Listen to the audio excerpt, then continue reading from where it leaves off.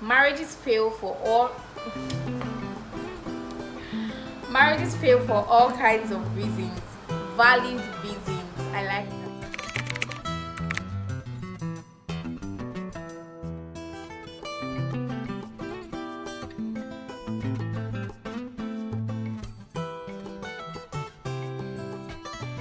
Hey guys, welcome back to my channel. It's the year 2023. I want to welcome every one of you into the new year. Thank you for sticking with me. If you know you're part of this family, please, what are you waiting for? Click on the subscribe button and also the notification bell so you get notified whenever there's a new video on my channel. It's your girl Rhoda, as you already know. It's the new year. People are all up with their new year resolution and all that stuff. Personally, for me, I think I just want to work on things that I already started like last year. Nothing new. um I think I already sort of have a good standing, right? So I don't think there's anything new that I really need to do this year. I just need to improve on existing protocols, quote unquote. Yeah, right.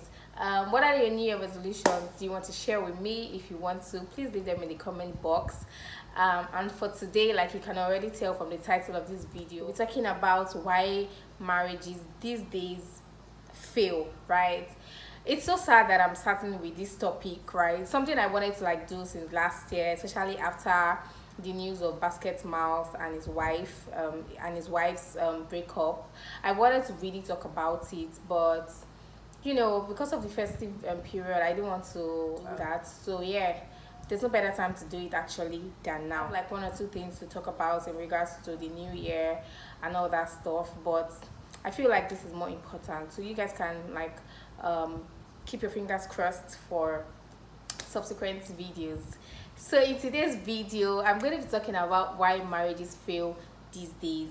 And honestly speaking, I know that most of the marriages that we hear of are those that are in public eye because they are like public figures or celebrities and what have you, right? But it's also very important to know that there are people who live their like regular daily life behind the camera. They're not celebrities, they're not public figures, and their marriages are breaking, like they're breaking up in and out, but we are not aware just because they are not in public eye.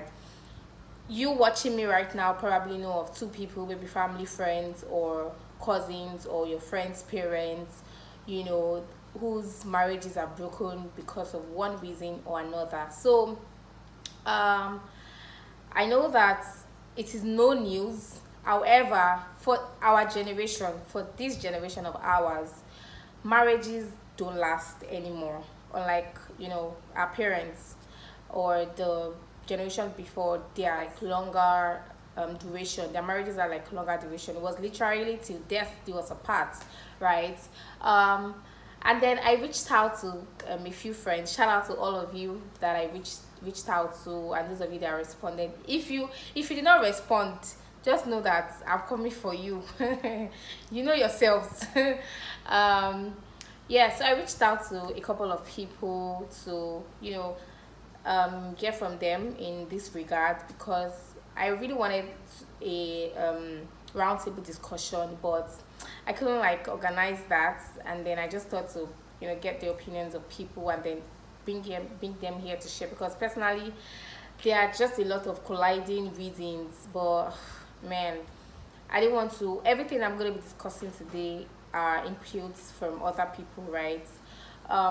So I must actually say that the one particular reason that I was looking for, I didn't find it, and that really made me happy because most times, especially on social media, when people are talking about failed marriages, it's usually most times women are this because women are that because women are this. A lot of finger pointing.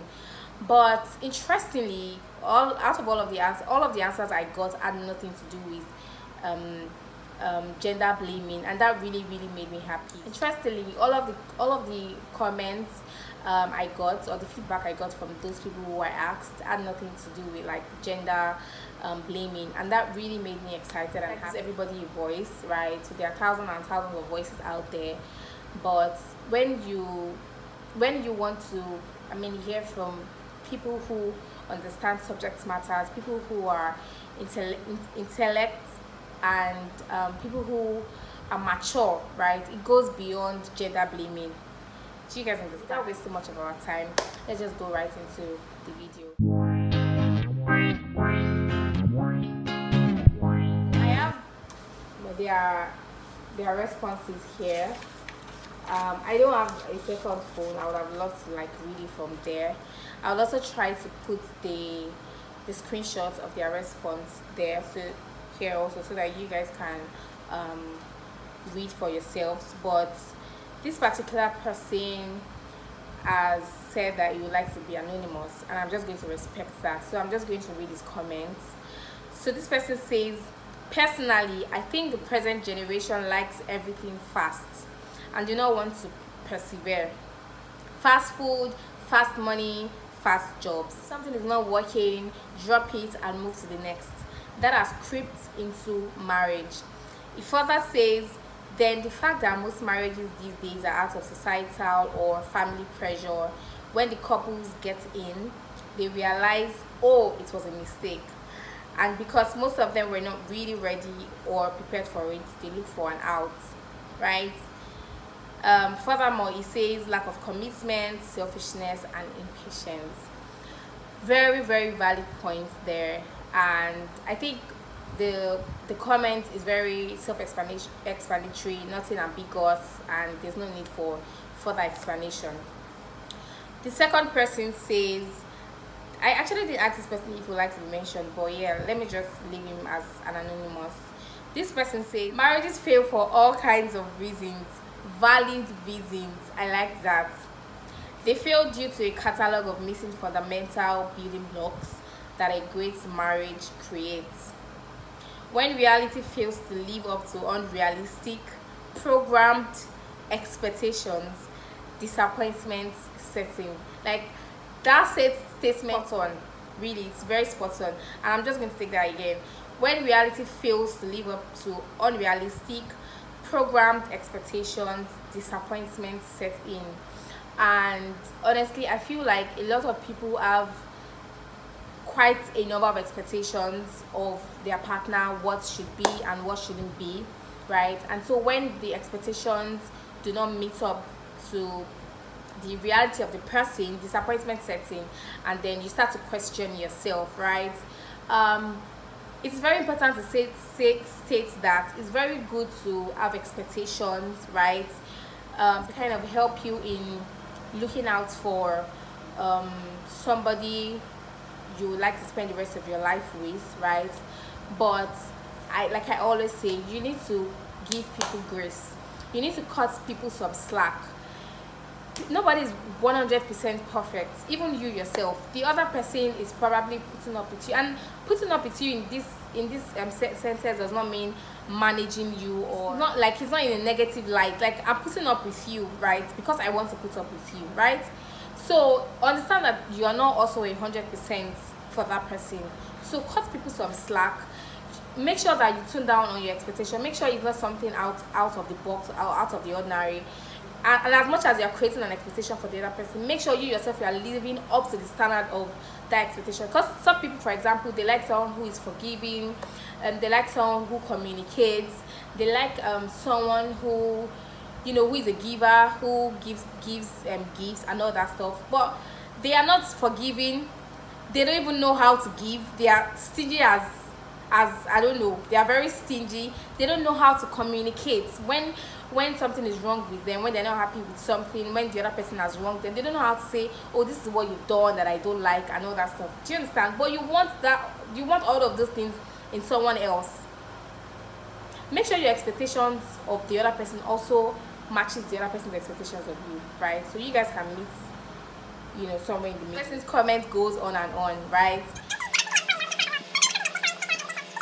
It is really the incompatibilities that make it hard to stay with someone who shatters our dreams for happiness.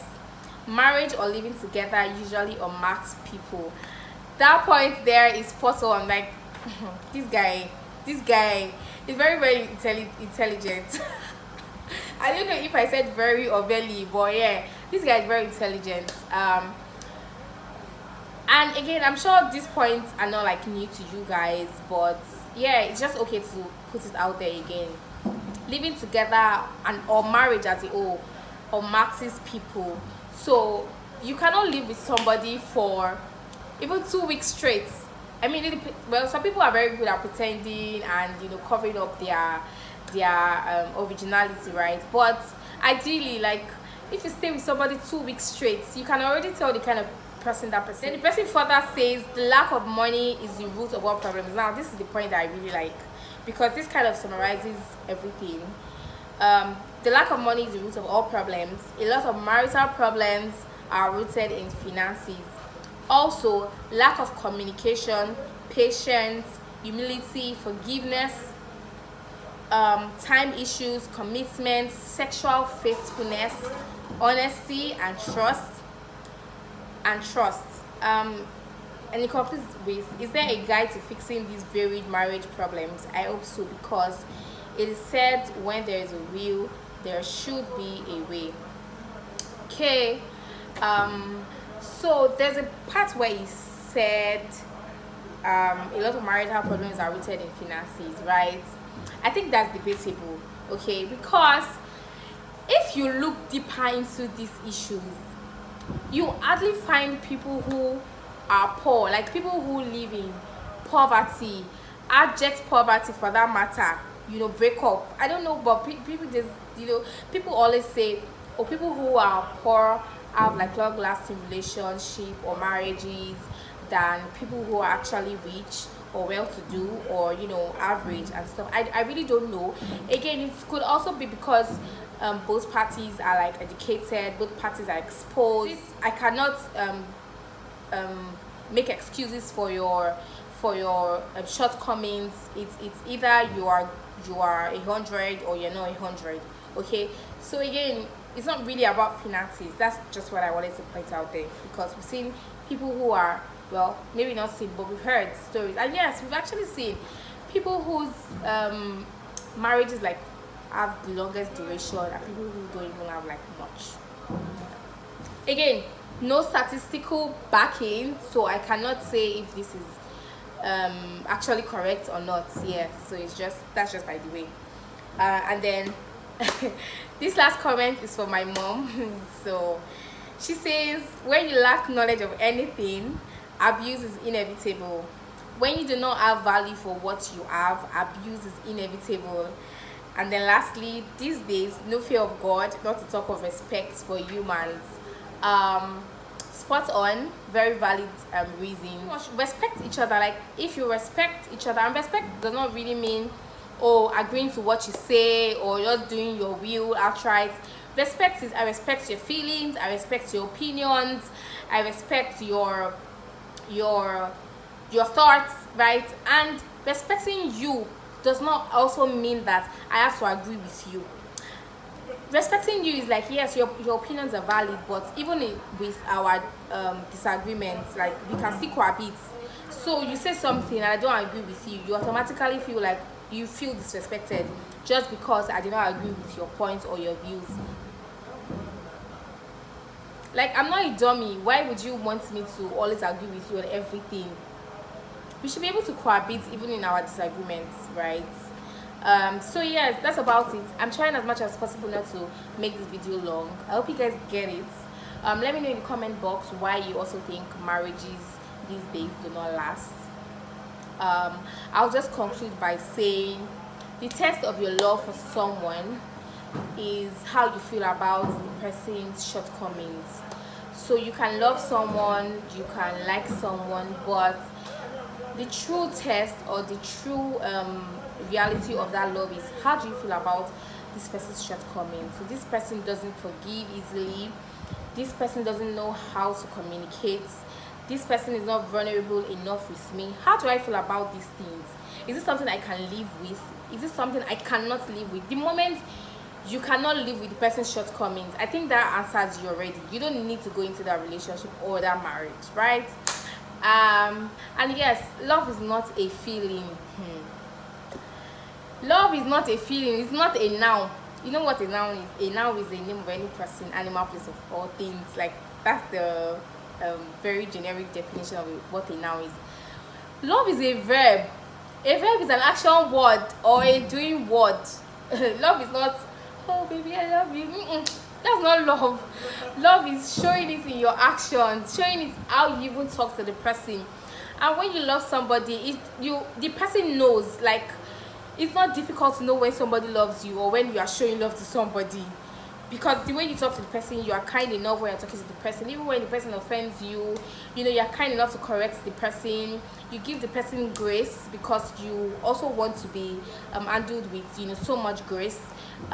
You forgive. So for marriages to last, I think it goes beyond the excitement at the initial stage of, oh, we're getting married, or our wedding is this day, or this, or that. It goes because marriage is work. Like, marriage is hard work. It's not just, oh, I'm married. It's not just I'm married. Marriage is hard work. So you gotta know what you're doing, man. If you're married, I wish you a long life, or a long time rather, of marital bliss. I pray that your marriage lasts. I pray that you guys are not just enjoying each other. I pray that you guys are enjoying each other. I pray that you guys deal with each other with the same level of grace that you want. I also pray that nothing, absolutely nothing, is going to cause your marriage to break. If you're yet to be married like me, single pringle, I pray for us. We are also going to have a long time of marital bliss. Our marriage will flourish in love, in patience, in kindness, in forgiveness, and plenty money. Thank you so much, guys, for watching. Till I come your way some other time. Enjoy. Bye for